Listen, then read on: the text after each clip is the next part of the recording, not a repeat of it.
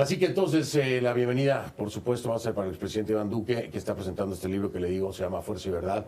Son conversaciones en Oxford sobre el futuro del humanismo.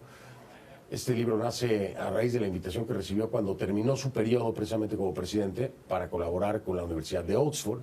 Y según él mismo cuenta, el libro es fruto de interacciones únicas, con mentes que ya lo creo y coincido plenamente, son privilegiadas. Esos intercambios le dejaron una pregunta resonando, retumbando en su mente. ¿Hacia dónde va el humanismo? Una pregunta muy profunda y muy dura. Y al compartirla con otros profesores, el libro empezó a tomar forma. Hoy vamos a hablar, por supuesto, de su contenido, pero también de los titulares de la actualidad. Vamos entonces a dar la bienvenida.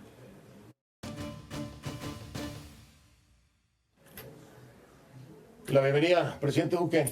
Apreciado Fernando, un gusto estar acá en tu estudio, en tu casa, y felicitaciones por no solamente el programa, sino ver aquí en vivo y en directo cómo lo haces posible todas las noches. No, gracias a usted y gracias por haber aceptado, por la confianza, por estar aquí, es siempre bienvenido. Es el padrino de invitados en estudio.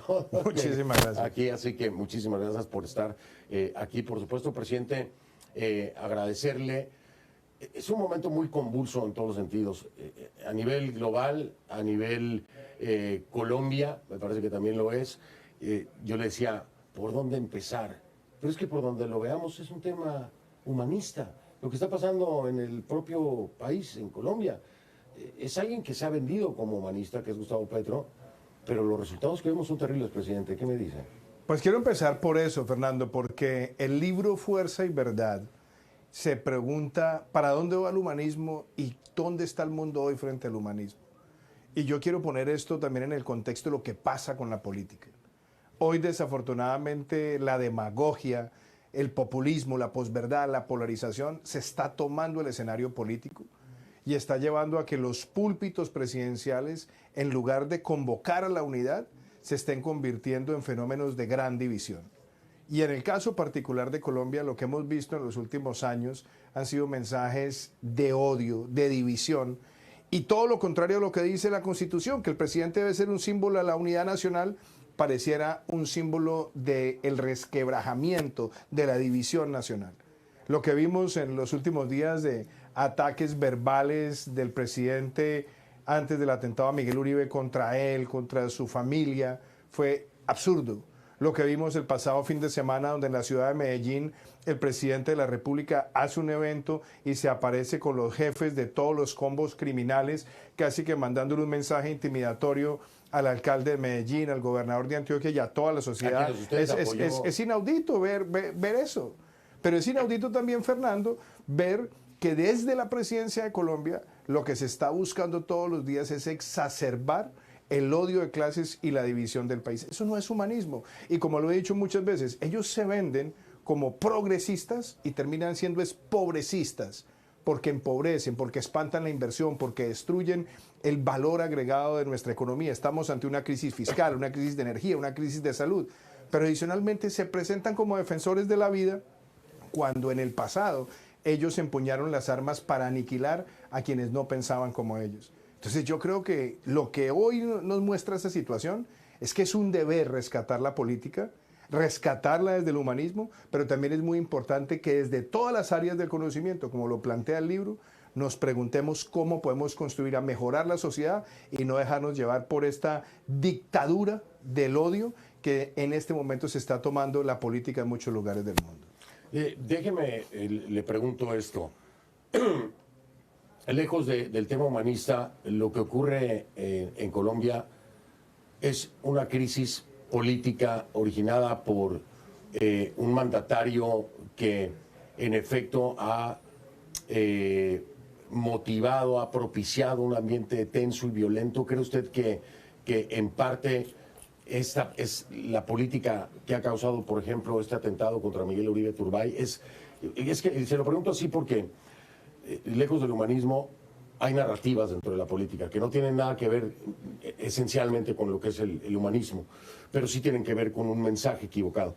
Y aquí, por ejemplo, María Fernanda Cabal, Vicky Dávila, en fin, varios invitados han apuntado todos a que es el lenguaje de Petro el que ha generado este ambiente de violencia. Vemos lo que pasa en el Catatumbo, vemos lo que pasa con estos 57 militares, vemos lo que le pasó a Miguel Uribe Turbay, ahora lo demandan penalmente. ¿Y tiene fundamento todo esto? Es muy difícil poderlo aterrizar. Número uno, no tiene fundamento. Empecemos por ahí. Toda esta forma en la que se quiere conducir a Colombia hacia un escenario de odio no tiene ningún fundamento. Es absurdo que estemos en esta situación. Si usted ve que 24 horas antes del atentado a Miguel Uribe, el presidente de la República le acusa a su abuelo de haber torturado más de 10.000 personas de manera irresponsable, eso es algo que amerita una gran sanción social. Pero aparte de eso, él ha perseguido los medios de comunicación, Fernando. Ha pedido cabezas de directores de medios de comunicación, los ha vapuleado a través de las redes sociales, ha enfrentado a las Cortes, ha enfrentado al Congreso, los ha amenazado con una gran manifestación popular detonada con elementos de odio.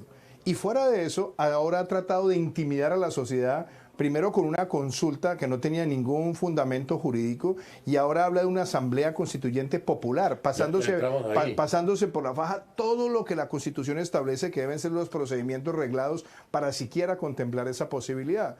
Entonces, el púlpito presidencial, que es algo que es sagrado y que tiene que buscar siempre contribuir a la unidad, ha sido utilizado es para la difamación, para la destrucción del otro. Y eso está haciendo mucho daño. Ahora, desafortunadamente, no es solamente en Colombia. En muchos lugares del mundo estamos viendo estos fenómenos. Y eso nos tiene que llevar a hacer una reflexión mucho más trascendental, y es cómo vamos a recuperar la política entendida también como una expresión de humanismo para el servicio y la concordia de nuestras sociedades.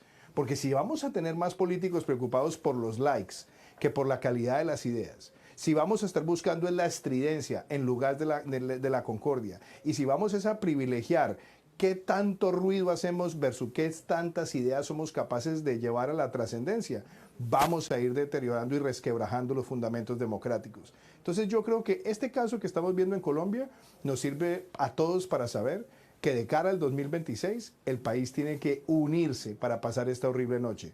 Que esto no es un mesías, sino que tiene que ser una visión colectiva y humanística de cómo vamos a poner nuestro país nuevamente a flote y bien en materia económica, en materia social, y con una perspectiva de estabilidad hacia el futuro.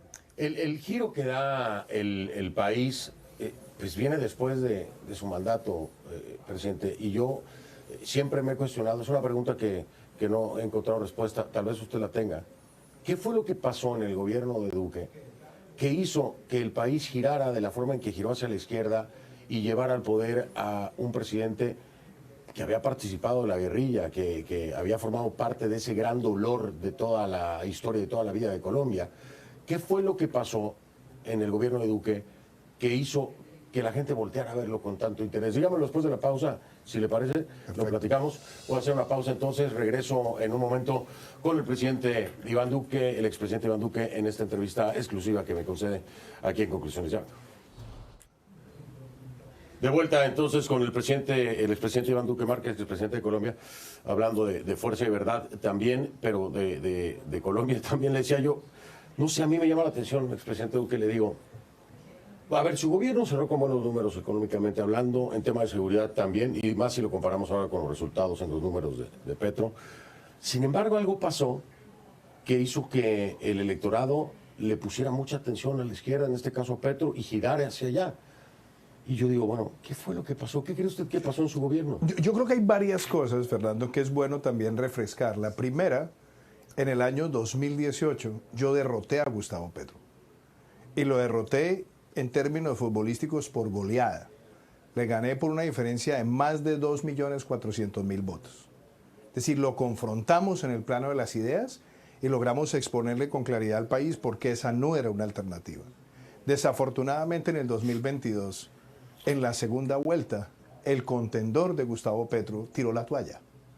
No solamente se marginó una muy buena parte de los debates, sino que adicionalmente suspendió todos los gastos de publicidad durante la última semana de campaña. Y Petro aún así ganó por un estrecho margen. Sí, no fue tanto. Entonces, eso es muy bueno ponerlo en perspectiva. Y por otro lado, también hay que mostrar la hipocresía que ellos tuvieron. porque ellos incendiaron el país en plena pandemia, en momentos donde se actuó con responsabilidad. ¿Usted cree que lo afectó la pandemia para ese resultado? En una parte sí, O sea, porque ¿cree que claro. la resultante es más por un tema de pandemia que de gestión? Bueno, en una parte sí, y lo digo porque además es lo que vimos en todo el hemisferio. Pero por otro lado también, Fernando, hay que mostrar ese discurso demagógico y populista en medio de la pandemia. Todo lo que prometieron, nada se cumplió, porque trataron de aprovecharse de una catástrofe, como fue el COVID-19 a nivel mundial, para tratar de exacerbar odios. Y le prometieron a la gente soluciones fáciles. Y le doy ejemplos muy concretos. Si usted mira el promedio del crecimiento económico durante mi gobierno, incluyendo la pandemia, 3.7%. Y mire cuál ha sido el promedio de este gobierno. Mire los retrocesos en términos de seguridad, en términos de energía, donde usted lo mire. Por eso le decía, los números me llaman la atención. Son números muy aceptables al final de su mandato, pero aún así se van hacia la izquierda. Claro, pero es que desafortunadamente lo mismo también pasó en Chile. Y lo mismo ha pasado en otros países de América Latina, a quienes han llegado con esa ideología que le venden a la ciudadanía el cuento de que es que la prosperidad y el bienestar llega por decreto y que llega con facilismo. Y yo creo que hoy América Latina, más que en ninguna otra época, se ha dado cuenta de esa falsa promesa progresista que es pobrecista. Y por otro lado, también hay que reconocer otro fenómeno en Colombia. Desde el año 2002 hasta el año 2022, la izquierda venía ganando espacios electorales. Gobernaron Bogotá por casi 12 años de manera consecutiva, después tuvieron otro mandato. Y fuera de eso, hubo sectores también que fueron bastante condescendientes con la aspiración de Gustavo Petro después del desastre que tuvo en Bogotá, porque creían que era una alternativa. Entonces yo creo que al final del día nos hemos dado cuenta, y la ciudadanía se ha dado cuenta, de que toda esta venta de promesas demagógicas no responde en absoluto a ninguna de las necesidades. Y yo creo que en buena hora esto está orientando el país también para derrotar con fuerza a la izquierda en el 2026.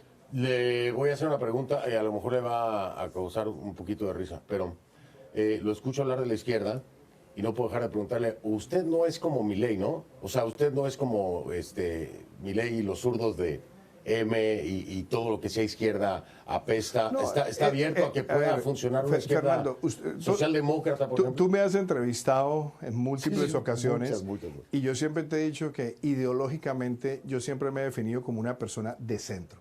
Sí. ¿Y de centro qué quiere decir? De centro no es que uno no tenga claridad conceptual. El centro como visión ideológica son los equilibrios democráticos. Ser fuerte en materia de seguridad, pero al mismo tiempo ser garantista en materia judicial. Ser promotor del desarrollo empresarial, pero al mismo tiempo hablar de la solidaridad con los trabajadores. Hablar también del desarrollo industrial, pero también con el apego en los temas ambientales. Entonces, eso nos permitió a nosotros ser un gobierno que en términos sociales le dio la mayor cobertura en términos de seguridad social y programas a la población más vulnerable que hayamos tenido en nuestro país.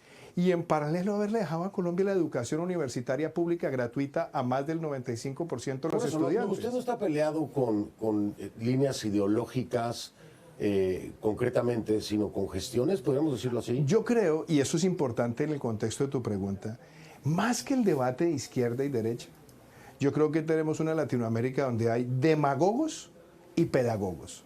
Los demagogos, que son los que venden las soluciones facilistas, todas por decreto, y que se dedican a atacar al sector privado, que atacan el desarrollo empresarial, que tratan de polarizar, que además generan incertidumbre, que quieren intervenir todos los sectores de la economía, y el pedagogo, que le muestra a la sociedad que las cosas muchas veces tienen que pasar por medidas impopulares. Porque si uno quiere resolver los problemas fiscales que deja inclusive una tragedia como el COVID-19, hay que tomar decisiones impopulares muchas veces. Pero lo mismo le diría a Petro, ¿no? Sobre algunas de las cosas que está haciendo. Son decisiones impopulares. Puede ser que no le gusten tampoco a usted. Con una diferencia. No es que no me gusten a mí. Es que la diferencia es muy clara. Ellos lo que han tratado es de nacionalizar el sistema de salud, lo colapsaron. Han tratado de intervenir el sistema energético, lo colapsaron. Han tratado de darle todo tipo de prebendas a los criminales y el país está en un retroceso en materia de seguridad. Que puede ser impopular siempre y cuando dé resultados, ¿eso sería la diferencia? Muchas veces hay decisiones que son impopulares porque tienen costos de carácter social, pero que uno sabe por la evidencia que van a ser necesarios y positivos en el mediano y largo plazo. Un país no puede vivir al debe, Fernando. El país tiene que estabilizar sus finanzas públicas. Y fíjese dónde estamos hoy, en un déficit mayor que el que tuvimos que enfrentar en el año de la pandemia. Sin pandemia. Este año va a ser el año del mayor déficit fiscal en la historia de Colombia. ¿Producto de qué? De la irresponsabilidad y de convertir al Estado en un cajero automático para financiar los excesos de burocracia, no para llevar inversión trascendental que permita que el país jalone hacia adelante con inversión estructural. Le digo, una medida impopular, por ejemplo, expresidente Duque, es la paz total, la implementación de los acuerdos.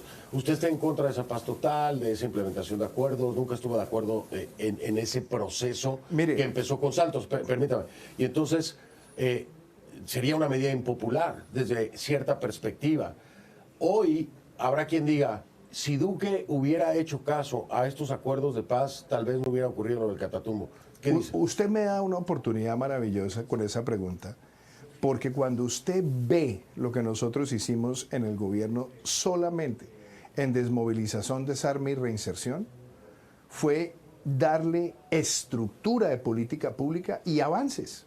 Tanto así que en el gobierno de mi antecesor, que se ganó un Nobel por haber firmado unos acuerdos, no tenían sino 2 planes de desarrollo con enfoque territorial. Hicimos 14. El secretario general de la ONU fue a Colombia a reconocer todo lo que hicimos en esas materias, pero introdujimos los cambios que prometimos en campaña. Uno que te lo dije a ti, la reforma constitucional para que ni el narcotráfico ni el secuestro fueran delitos conexos con el delito político y por lo tanto no fueran amnistiables.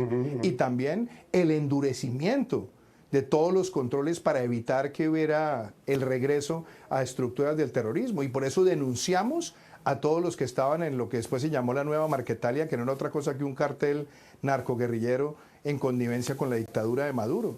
Y lo perseguimos y lo enfrentamos. Y también enfrentamos a los sectores del ELN y capturamos a Otoniel y lo extraditamos. Entonces nosotros dimos avances importantes. Pero no dieron el paso para implementar esos acuerdos. Claro que lo dimos. Y no solamente lo dimos, fuimos reconocidos por haberlo hecho. Las Naciones Unidas, que tiene una misión de observación, lo reconoció así.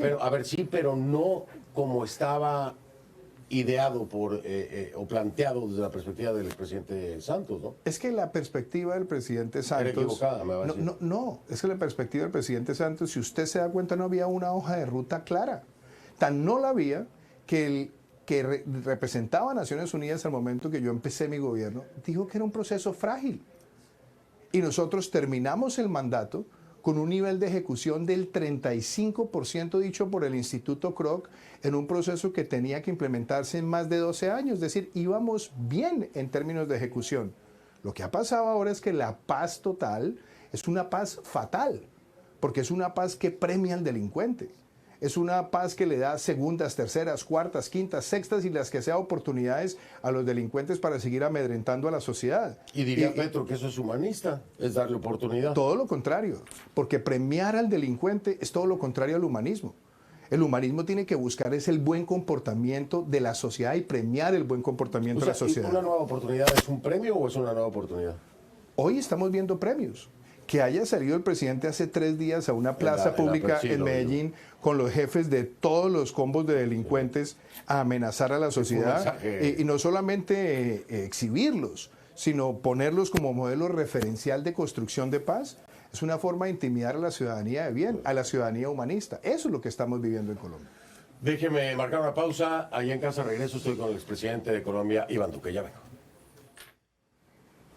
De vuelta, estamos aquí en esta entrevista exclusiva con el expresidente de Colombia, Iván Duque, por supuesto, entre que hablamos del libro, del humanismo de Colombia, de Petro, del propio gobierno del expresidente Iván Duque, quiero entrar en un terreno que, pues hoy por hoy, presidente, creo que es el tema más hablado a nivel mundial. Obviamente es Irán-Israel, pero también es Israel-Palestina, me parece que ha sobrepasado incluso el tema Rusia-Ucrania. En el momento, ¿no? La fotografía de este momento. El presidente Petro ha fijado posturas muy concretas. Con Israel, bueno, usted está completamente de desacuerdo porque él rompió prácticamente con Israel para estar con el tema, con el apoyo a Palestina. Habla de genocidio. Me parece muy irónico. No sé qué me puede decir usted. Cuando hablan de genocidio y están masacrando gente en el Catatumbo y disparan a Miguel Uribe Turbay, ¿qué es eso?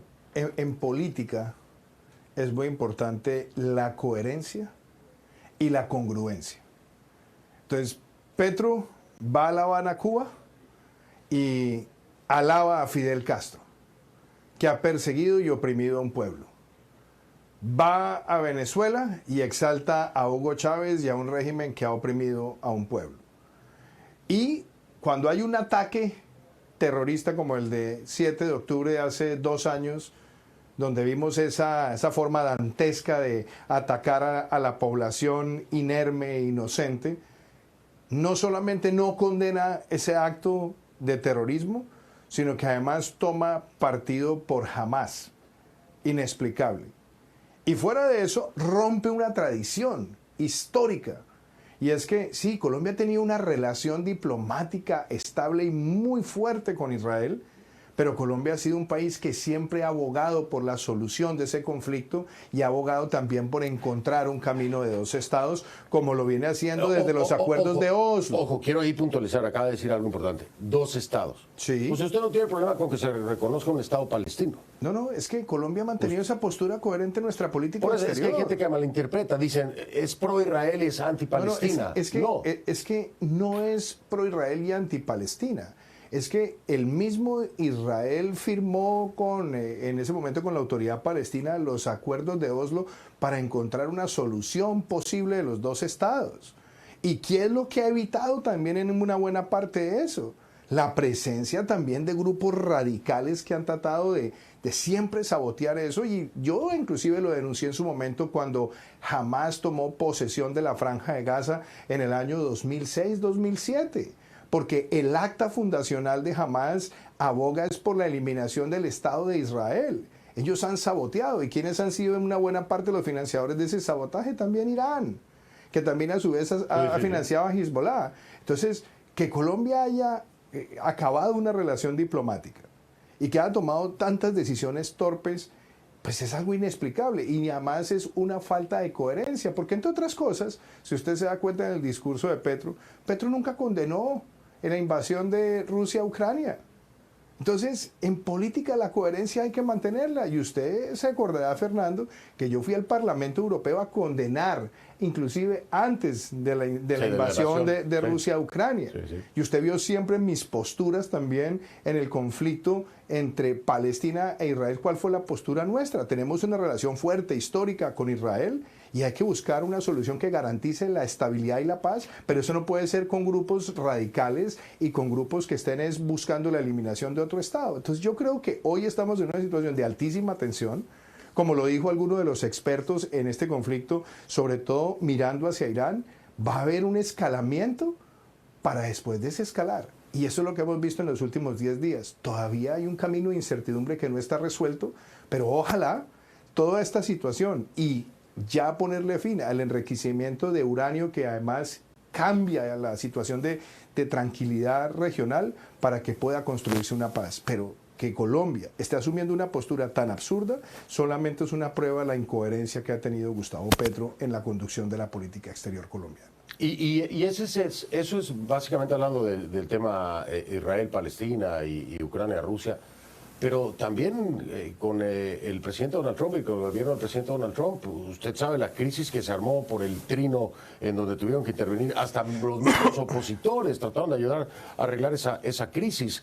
¿Qué es? ¿Es un problema de asesoría o es un problema del propio Petro? ¿A qué lo atribuye? Primero, yo soy enemigo de la Twittercracia. Ahora Xcracia. Es decir, la política exterior no se puede conducir por redes sociales en ningún país. Pero volvemos al tema de la coherencia. El año 2024, cuando no había llegado todavía nuevamente Donald Trump a la presidencia de los Estados Unidos, hubo 14.000 deportados colombianos de los Estados Unidos a Colombia. No se dijo una palabra, una sola palabra. Porque además hay prácticas de deportación que se basan en el intercambio operacional de las agencias. Está establecido además todo hace años. Claro.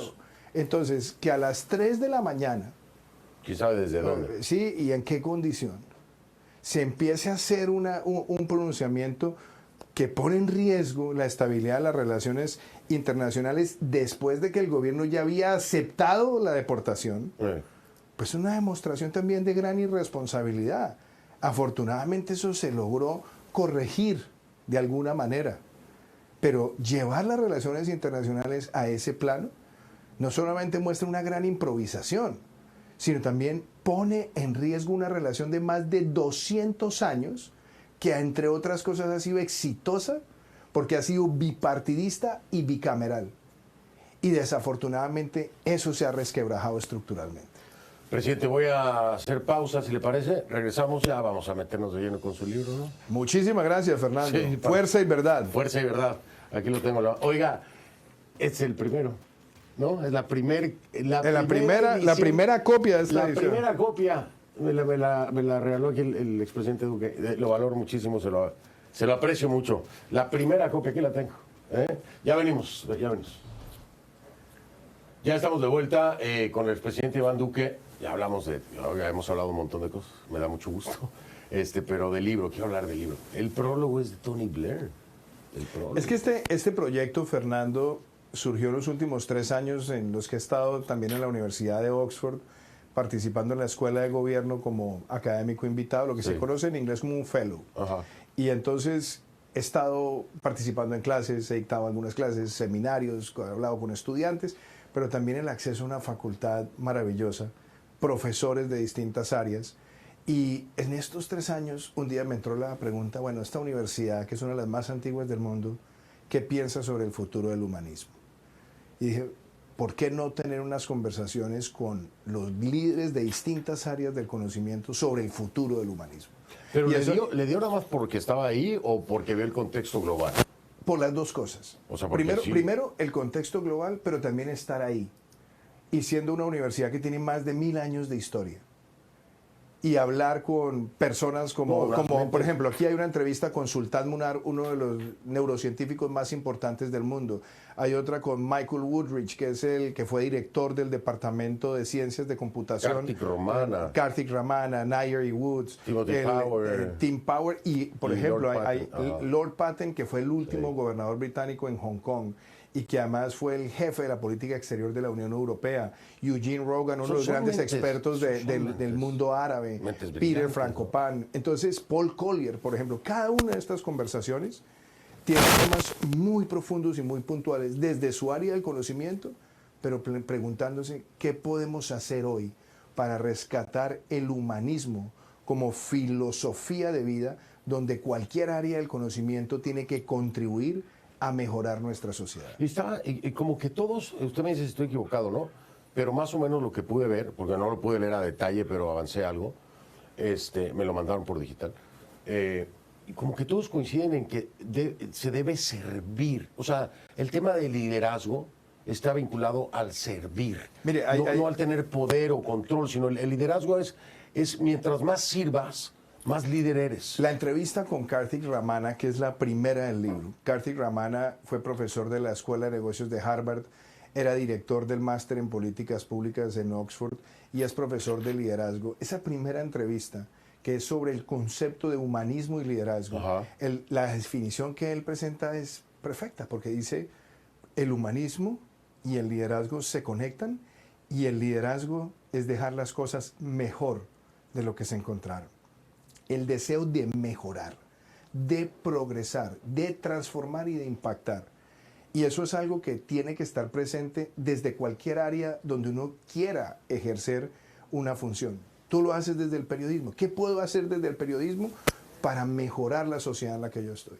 ¿Qué puedo hacer desde la política? ¿Qué puedo hacer de la neurociencia? Hay una entrevista con Catherine Blandell, que es una de las astrofísicas más importantes del mundo, sobre qué nos está enseñando el entendimiento del cosmos para mejorar nuestra vida en este planeta. Y que promueve además la incorporación de más mujeres en la ciencia y lo hace en países en desarrollo. Entonces, cada entrevista tiene ese valor agregado y, como lo digo, esto es casi que como los libros de Rayuela que se pueden leer desde cualquier lugar donde uno quiera. Aquí uno puede empezar por la última entrevista, que es con Sumitra Dutta, y puede ir pasando por cada capítulo y se va encontrando con una respuesta interesante, incluyendo uno de los profesores más jóvenes de la universidad, que es Jacob Bird, que es profesor ya con lo que llaman en Estados Unidos el tenure, que es profesor permanente y es profesor de música. Y es una charla sobre la música y el humanismo y pasamos de las conversaciones desde la música clásica hasta las culturas populares y lo que la música significa para denunciar, para reflexionar, para participar y para mejorar el entorno social. Hay otra entrevista maravillosa. Música, lo que menos tiene ahora es protesta. Hay una entrevista con William White, profesor de arquitectura. El papel de la arquitectura hoy, en la forma en la que pensamos las ciudades, en la forma en la que pensamos la interacción humana, muy interesante. Entonces creo que cada una de estas entrevistas que toca con el humanismo desde una perspectiva de un profesor, de una autoridad conceptual en distintas áreas del conocimiento, nos permiten darnos cuenta que hay razones para ser optimistas, pero tenemos que asumir que la polarización, la posverdad, el populismo y a veces ese dogmatismo de que la tecnología tiene que superar la mente humana nos puede conducir a grandes daños. Y este es un libro que de manera optimista plantea defendamos el humanismo porque es una razón de ser.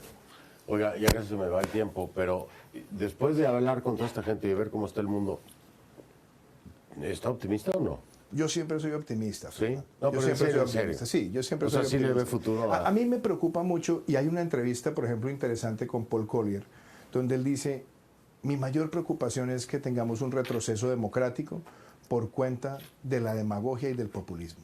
Yo comparto esa preocupación.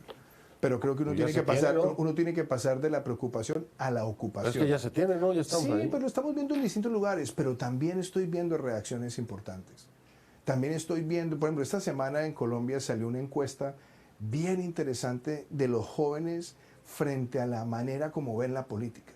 Y se está empezando a ver que el 42% de la juventud se ubica en el centro del espectro político. Ese solo hecho ya es una gran razón para ser optimista. Entonces sí, pero esas son las razones de optimismo que también tenemos que poner sobre la mesa. Y le voy a decir otra cosa, hay una entrevista con Joe Wolf, que es uno de los filósofos éticos y morales más importantes del mundo hoy, donde él se plantea cómo vamos a recuperar la ética y la enseñanza de la ética desde el hogar y desde la educación para tener sociedades que sean más conscientes de nuestro rol con los seres humanos. Qué profundidad, qué bueno que alguien haga esto. Se lo digo, felicidades, le agradezco mucho esta copia que tengo aquí en las manos. Fuerza Recién salía del horno, Fernando. El primer libro. Sí, ya me la mancharon de café, pero Fuerza y Verdad se llama. Iván Duque Márquez, expresidente de Colombia. Aquí está. Qué buena entrevista. Hay que hacerlas más seguido, ¿no? Muchísimas gracias, Fernando. Siempre un placer. Siempre es un placer estar aquí contigo. Gracias siempre por confiar en mí y por aceptar las invitaciones. Un verdadero honor. Gracias. No hago pausa. Ya me despido, ¿no? Sí. Me despido. Sí es pausa, me dicen. Bueno, hago una pausita y ya regreso en un momento. Maravilloso, muchas gracias.